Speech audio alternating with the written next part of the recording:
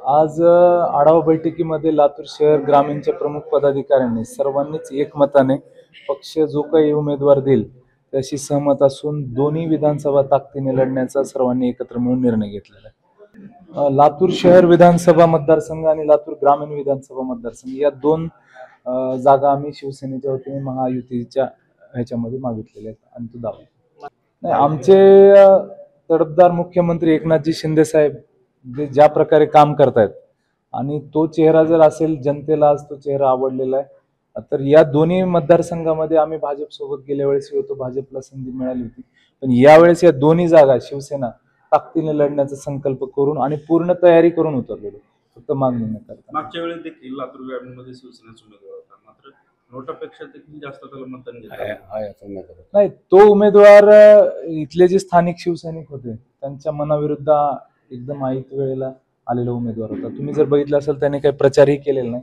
हे मान्य आहे की 27,000 नोटाला मिळालं, पण त्यावेळेस एक आणखी एक होतं की जे भाजपचे तिथं जे रिप्रेझेंट करत होते तर ते सुद्धा त्यावेळेस उभारले नव्हते।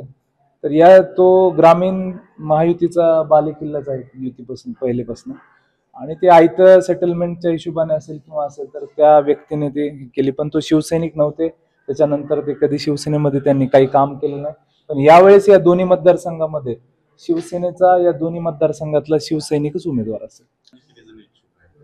आता अनेक जण इच्छुक आहेत, 4-5 जणांचे आता पत्रकार परिषदेत 2 मेसेज आणखी आले आमचं नाव का घेतलं नाही, तर नाव 4 जण ग्रामीणमध्ये आहेत, 3-4 जण शहरामध्ये सुद्धा आहेत।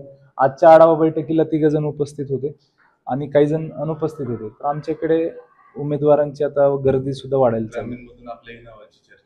नाही, चर्चा जरी असली तरी आमच्या इथे स्वर्गीय हिंदू हृदय सम्राट बाळासाहेब ठाकरेंपासून आदेश चालतो मुंबईचा, आणि आज एकनाथजी शिंदे साहेब आहेत, तर तो जो आदेश देतील ते जी जबाबदारी देतील ते ताकदीने आम्ही पार पाडणार आहोत।